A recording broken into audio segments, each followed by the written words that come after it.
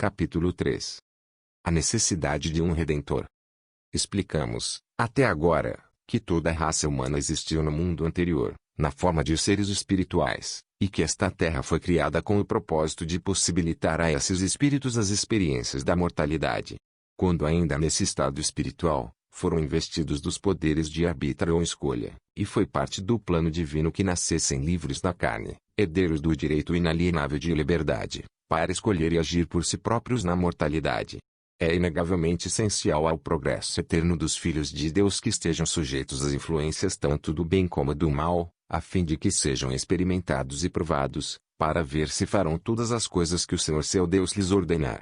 Ao livre-arbítrio é um elemento indispensável a tal teste. O Pai Eterno compreendeu bem as naturezas dessemelhantes e a variada capacidade de sua prole espiritual, e sua infinita presciência fez-lhe saber, mesmo no começo, que na escola da vida alguns de seus filhos venceriam e outros falhariam, alguns seriam fiéis, outros falsos, alguns escolheriam o bem, outros o mal, alguns procurariam o caminho da vida, enquanto outros escolheriam a estrada que leva à destruição. Ademais, previu que a morte entraria no mundo e que a posse de corpos pelos seus filhos seria de breve duração individual. Viu que seus mandamentos seriam desobedecidos e sua lei violada, e que os homens, expulsos de sua presença e sozinhos, sucumbiriam em vez de se elevarem, regrediriam em vez de progredirem, e seriam perdidos para os céus. Era necessário prover-se um meio de redenção, pelo qual o homem pecador pudesse fazer reparações e, cumprindo a lei estabelecida, ser salvo e alcançar exaltação nos mundos eternos.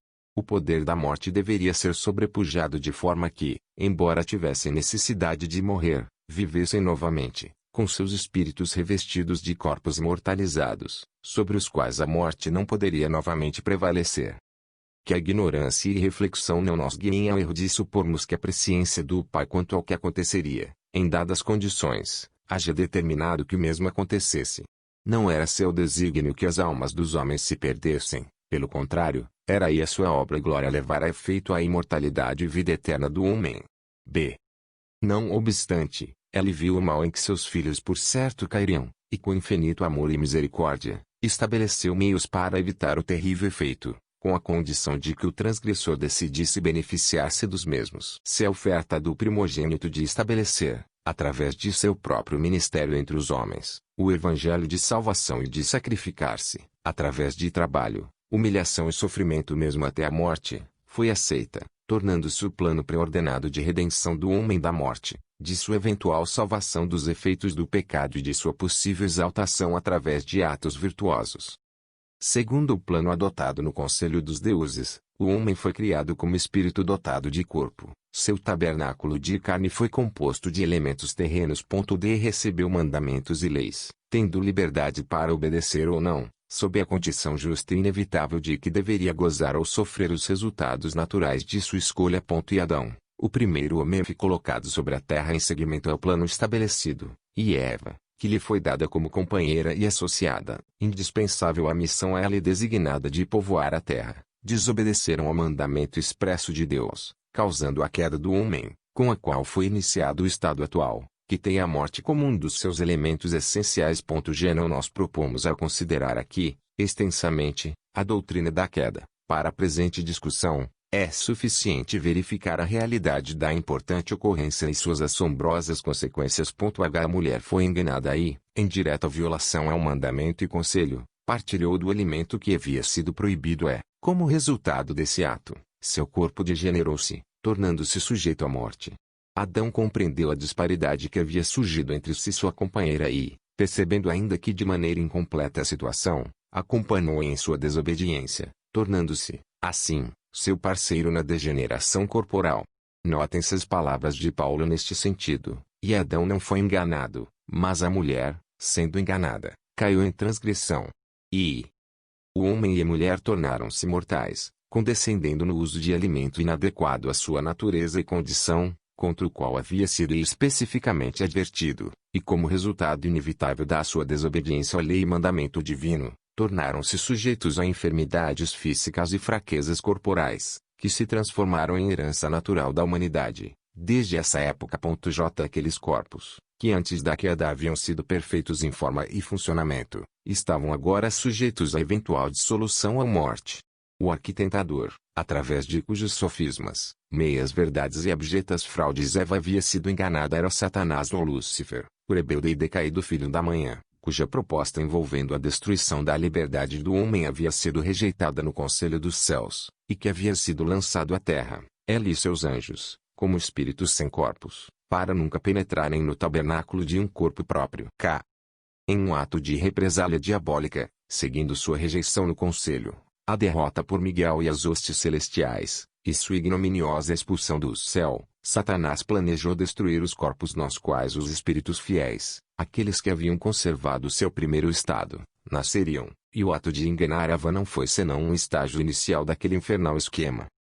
A morte tornou-se a herança universal, pode reclamar sua vítima na infância ou na juventude, na plenitude da vida ou sua intimação pode ser retardada até que as neves do tempo se tenham acumulado sobre a cabeça encanecida, ela pode ocorrer como resultado de acidente ou doença, por violência ou, como dizemos, através de causas naturais, mas virá, como Satanás bem o sabe, e neste conhecimento está o seu atual, embora temporário, triunfo.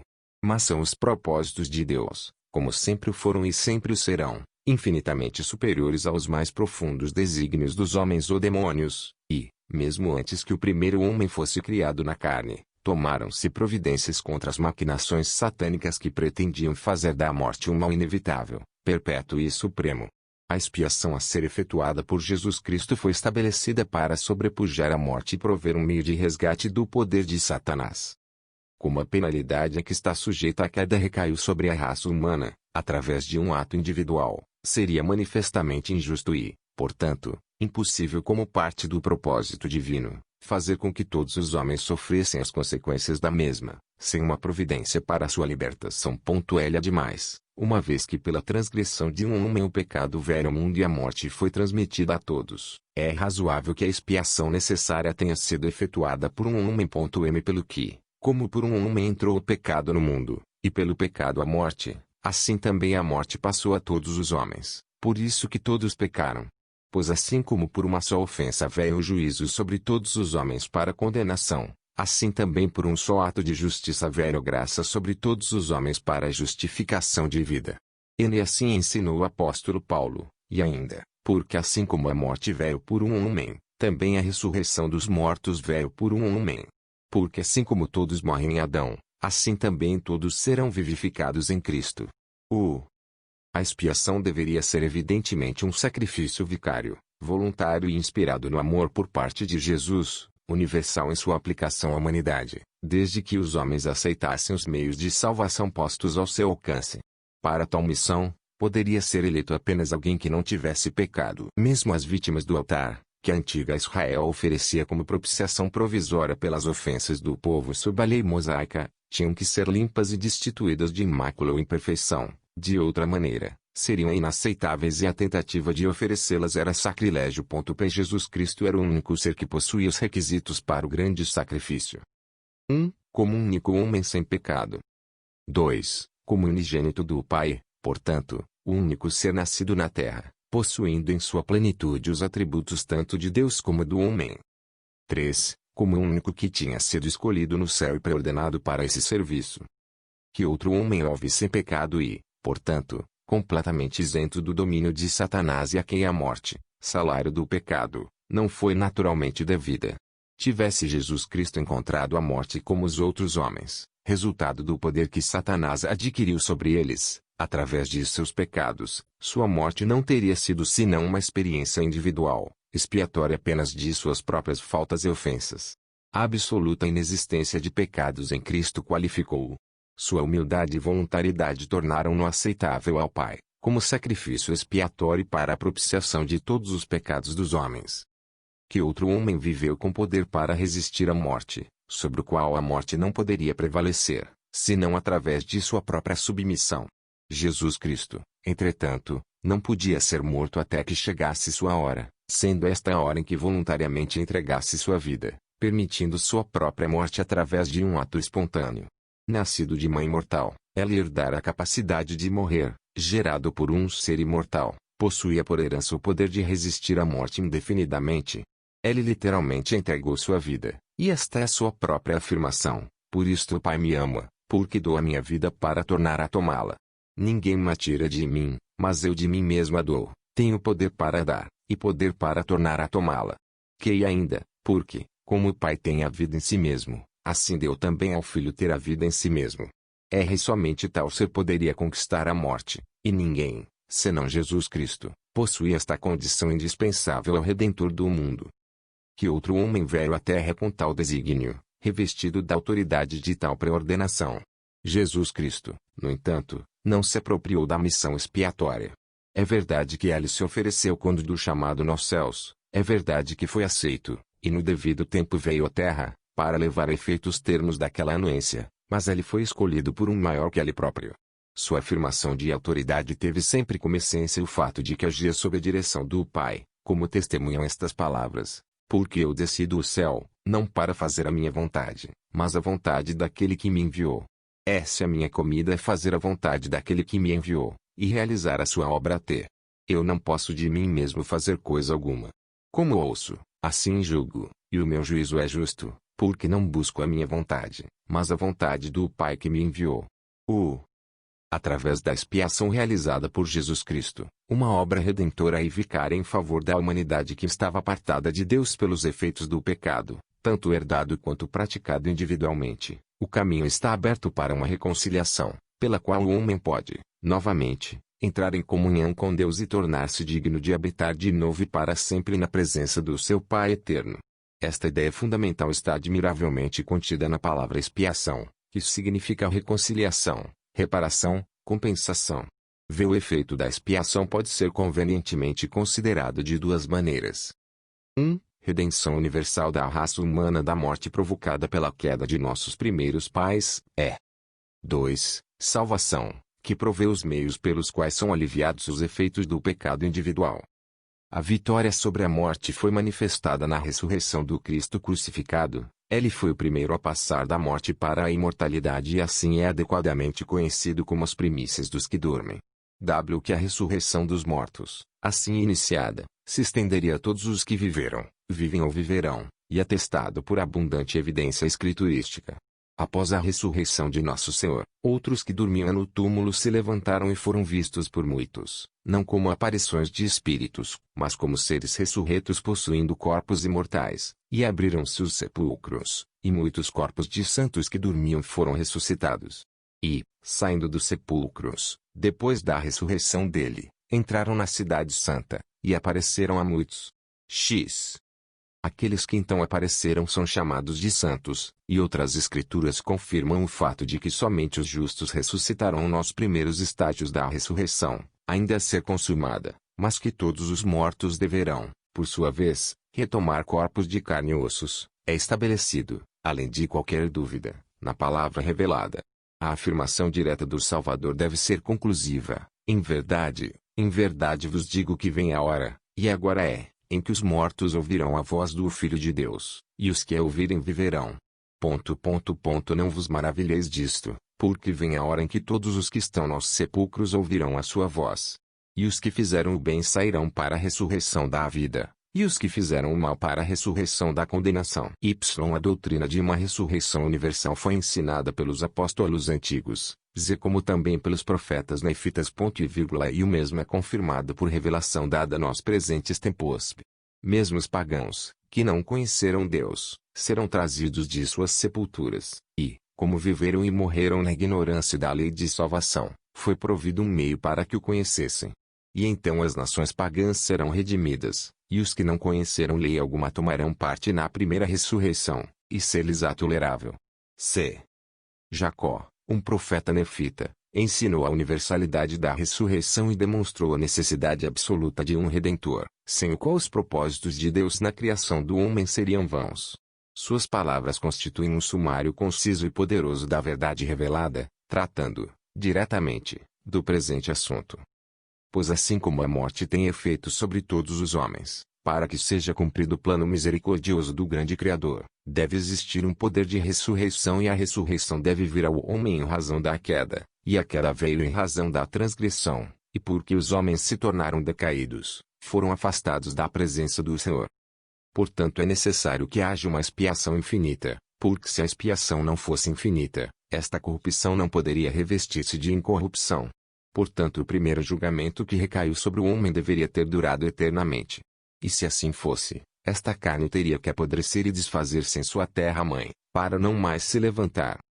Ó, a sabedoria de Deus, sua misericórdia e graça! Pois eis que se a carne não mais se levantasse, nossos espíritos estariam à mercê daquele anjo que caiu da presença do eterno Deus e tornou-se o diabo, para não mais se levantar. E nosso espírito deveria tornar-se como ele e nós tornaríamos diabos, anjos de um diabo, a fim de sermos afastados da presença de nosso Deus e permanecermos com o pai das mentiras, em miséria, como ele mesmo, sim, como aquele ser que enganou nossos primeiros pais, que se transformou quase em um anjo de luz e incita os filhos dos homens a combinações secretas de crimes e de toda sorte de obras secretas das trevas. Ó, quão grande é a bondade de nosso Deus, que prepara um caminho para nossa fuga das garras desse terrível monstro, sim, aquele monstro, morte e inferno, que eu chamo morte do corpo e também morte do espírito. E por causa do caminho de libertação de nosso Deus, o Santo de Israel, essa morte da qual falei, que é a física, libertará seus mortos, essa morte é a sepultura. E essa morte da qual falei, que é a morte espiritual, libertará seus mortos, e essa morte espiritual é o inferno. Portanto, morte e inferno deverão libertar seus mortos, e o inferno deverá libertar seus espíritos cativos e a sepultura deverá libertar seus corpos cativos, e o corpo e o espírito dos homens serão restituídos um ao outro, e é pelo poder da ressurreição do Santo de Israel. Ó, quão grande é o plano de nosso Deus! Porque, por outro lado, o paraíso de Deus deverá libertar os espíritos dos justos, e a sepultura, libertar os corpos dos justos, e o espírito e o corpo serão reunidos novamente e todos os homens tornar-se-ão incorruptíveis e imortais e serão almas viventes, tendo um perfeito conhecimento, como nós na carne, com a diferença de que o nosso conhecimento será perfeito. D. A observância da expiação na falta individual, tornando possível ao pecador ser absolvido, através do cumprimento das leis e ordenanças constantes do Evangelho de Jesus Cristo, e atestada de maneira conclusiva pela Escritura. Uma vez que o perdão dos pecados não pode ser assegurado de outra maneira, não havendo no céu ou na terra outro nome a não ser o de Jesus Cristo, pelo qual os filhos dos homens serão salvos, e toda a alma necessita da mediação do Salvador, pois todos são pecadores. Porque todos pecaram e destituídos estão da glória de Deus, disse Paulo, e João, o apóstolo, adicionou seu testemunho com estas palavras: se dissermos que não temos pecado, enganamo-nos a nós mesmos, e não há verdade em nós. G. Quem duvidará da justiça de Deus, que nega a salvação a todos os que não cumprem as condições prescritas, através das quais, unicamente, poderá essa salvação ser obtida? Cristo é a causa de eterna salvação para todos os que lhe obedecem. E Deus recompensará cada um segundo as suas obras, a saber, a vida eterna aos que, com perseverança em fazer bem, procuram glória, e honra e incorrupção, mas a indignação e a ira aos que são contenciosos, e desobedientes à verdade e obedientes à iniquidade, tribulação e angústia sobre toda a alma do homem que obra o mal. E tal, portanto, é a necessidade de um Redentor, pois, sem ele, a humanidade permaneceria para sempre no estado decaído, perdendo, inevitavelmente, toda esperança de progresso eterno. A provação mortal representa uma oportunidade de progresso, mas tão grandes são as dificuldades e os perigos, tão forte a influência do mal no mundo, e tão fraca a resistência do homem, que, sem o auxílio de um poder superior ao da humanidade, nenhuma alma encontrará seu caminho de volta a Deus de quem veio. A necessidade de um Redentor reside na incapacidade do homem de se elevar do plano temporal para o espiritual, do reino inferior para o superior. Encontramos analogias desta concepção no mundo natural. Reconhecemos uma distinção fundamental entre a matéria inanimada e a matéria viva, entre o inorgânico e o orgânico, entre um mineral sem vida de um lado e a planta ou animal vivente de outro. Dentro das limitações de sua própria ordem, o mineral morto cresce por acréscimo de substância e pode atingir uma condição relativamente perfeita da estrutura e forma, como se vê nos cristais.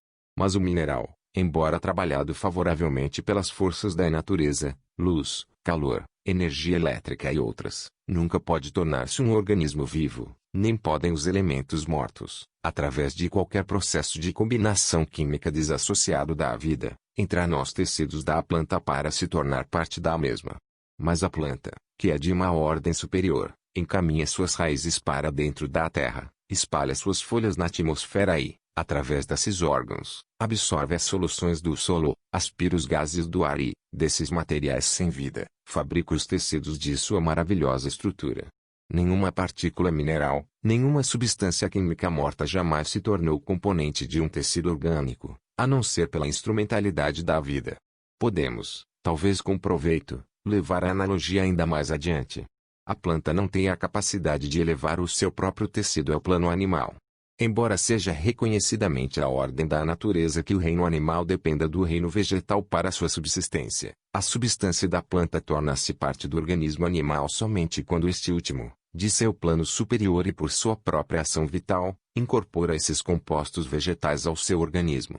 Por sua vez, a matéria animal nunca pode tornar-se, mesmo transitoriamente, parte do corpo humano, exceto quando o homem vivente assimila e, por processos vitais de sua própria existência, e leva a substância do animal que lhe deu alimento ao seu plano superior.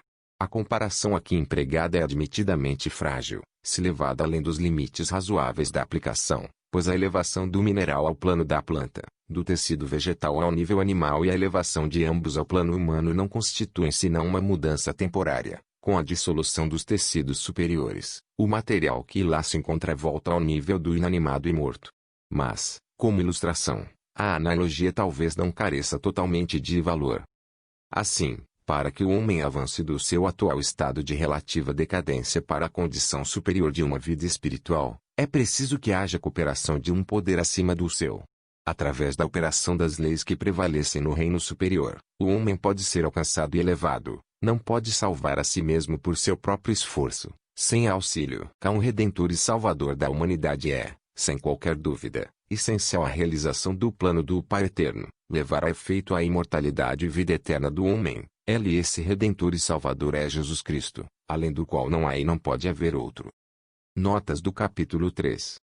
A presciência de Deus não é causa determinante. A respeito da presciência de Deus, que não seja dito que a onisciência divina é, por si mesma, uma causa determinante, pela qual os acontecimentos devem inevitavelmente verificar-se. Um pai mortal, que conhece as fraquezas e defeitos de seu filho, pode, em virtude desse conhecimento, predizer com amargura as calamidades e sofrimentos que esperam seu filho desobediente. Pode prever no futuro daquele ser a privação de bênçãos, que poderiam ter sido recebidas, a perda de posição, respeito próprio, reputação e honra. Até mesmo as sombras negras do cárcere de um criminoso e a escuridão da sepultura de um ébrio podem aparecer nas tristes visões da alma do pai dedicado. Entretanto, convencido por experiência da impossibilidade de conseguir a reforma daquele filho, prevê os terríveis acontecimentos do futuro e não encontra senão tristezas e angústias em sua visão. Poder-se-á dizer que o conhecimento antecipado do pai seja a causa da vida cheia de pecados do filho. O filho talvez já tenha alcançado a maturidade e seja senhor do seu próprio destino, exercendo o livre-arbítrio.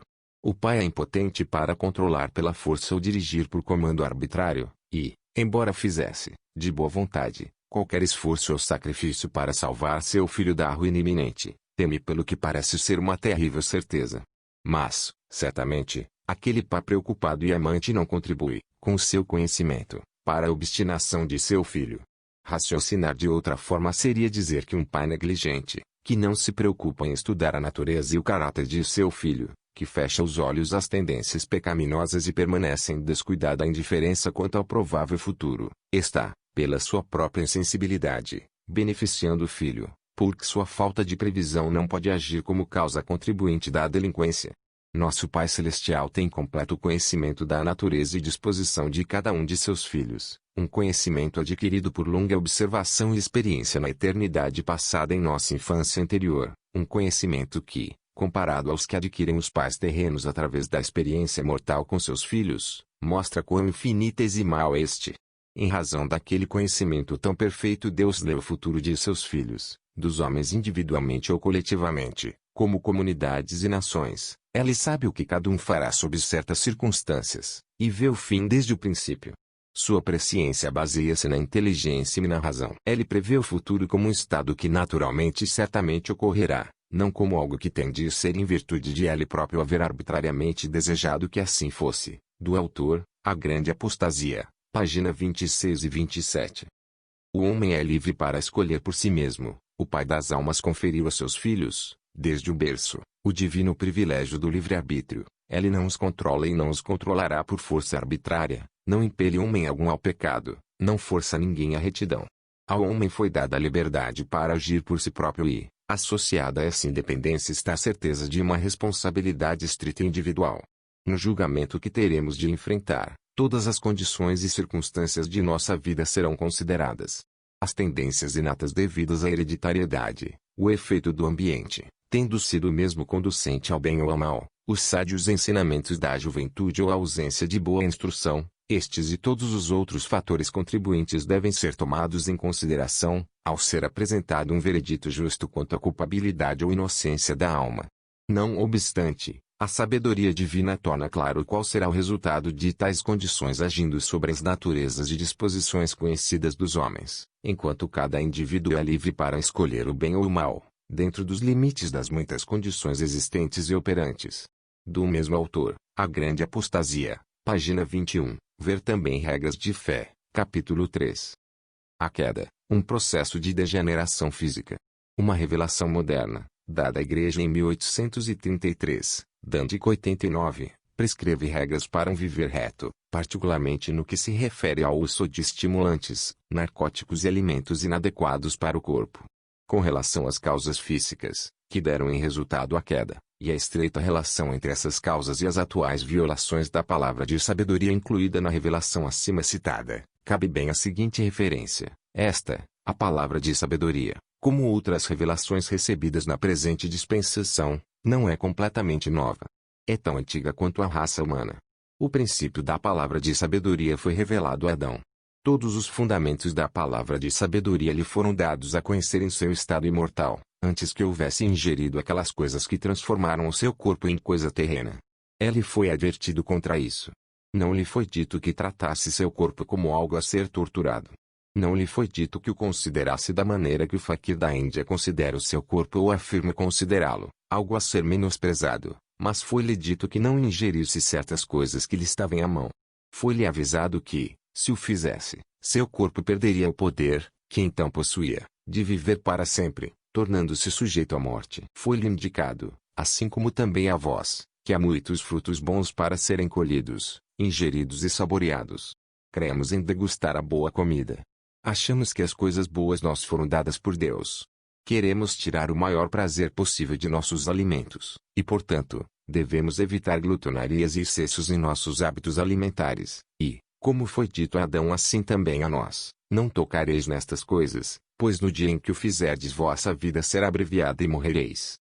Deixai-me dizer-vos, agora, que nisto consistiu a queda, o ingerir de alimentos inadequados, alimentos esses que transformaram o corpo em coisa terrena, e aproveito esta ocasião para erguer minha voz contra a falsa interpretação da Escritura, adotada por certas pessoas, sendo corrente em seu pensamento, e mencionada de maneira secreta e dissimulada, que a queda do homem consistiu em alguma ofensa contra as leis da castidade e virtude. Tal doutrina é uma abominação. Que direito temos de modificar o sentido e significado real das Escrituras? Que direito temos de declarar que Deus não quis dizer o que disse? A queda foi um processo natural, resultante da incorporação, nos corpos de nossos primeiros pais, de coisas contidas em alimentos inadequados, pela violação da lei de Deus concernente ao que deveriam eles comer. Não andeis por aí cochichando que a queda ocorreu por ter a mãe da humanidade perdido sua pureza e virtude. Não é verdade, a raça humana não nasceu da fornicação. Estes corpos, que nos são dados, o são da maneira planejada por Deus. Não seja dito que o patriarca da raça, que esteve ao lado dos deuses antes de vir a este mundo e sua consorte igualmente real, foram culpados de tão abominável ofensa. A adoção dessa crença tem servido de justificação a muitos desvios do caminho da castidade e da virtude, com a desculpa de ser este o pecado da raça, tão velho quanto Adão. Não foi introduzido por Adão. Não foi cometido por Eva. Foi uma introdução do demônio, para que pudesse plantar a semente da morte prematura nos corpos dos homens e das mulheres, para que a raça degenerasse, como degenera cada vez que são transgredidas as leis da virtude e castidade. Nossos primeiros pais foram puros e nobres, e quando passarmos para outro lado do véu, talvez aprendamos algo sobre o seu estado superior, mais do que conhecemos agora. Mas saiba-se que eles foram puros, foram nobres. É verdade que desobedeceram à lei de Deus ingerindo alimentos que lhes haviam sido proibidos, mas quem dentre vós pode atirar a primeira pedra? De um discurso do autor na 84ª Conferência Semianual da Igreja, em 6 de outubro de 1913. Publicado em Proceedings of the Conference, páginas 118, 119. Cristo trouxe a redenção da queda. O Salvador assim, torna-se o Senhor da situação, é pago o débito, conseguida a redenção, cumprido o convênio, satisfeita a justiça, feita a vontade de Deus e todo o poder posto nas mãos do Filho de Deus, o poder da ressurreição, o poder da redenção, o poder da salvação, o poder para decretar leis para o prosseguimento e realização deste desígnio.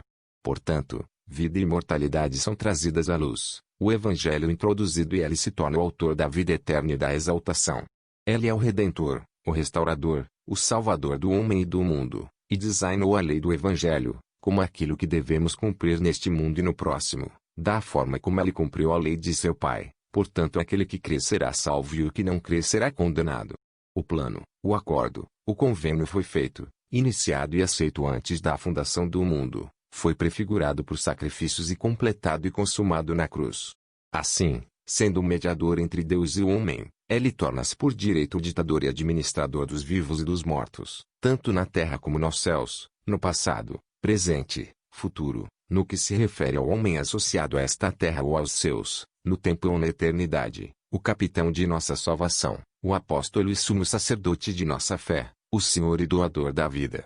John Taylor, Mediation and Atonement, página 171. Redenção do efeito da queda. O mormonismo aceita a doutrina da queda e o relato da transgressão no Éden, como apresentados em Gênesis, mas afirma que ninguém, senão Adão, pode ou poderá responder pela desobediência de Adão, que a humanidade em geral está completamente absolvida da responsabilidade daquele pecado original e que cada um terá que prestar contas apenas de suas próprias transgressões, que Deus tinha presciência da queda, que a mesma foi usada como meio pelo qual se inaugurou a indispensável condição de imortalidade, e que um Redentor foi provido antes que o mundo existisse, que a salvação geral, no que se refere à redenção dos efeitos da queda, é dada a todos sem que a busquem, mas que a salvação individual ou a libertação dos efeitos dos pecados pessoais deve ser conquistada pela fé e obras de cada pessoa através da redenção efetuada por Jesus Cristo. Do autor, History and Philosophy of Mormonism, página 111.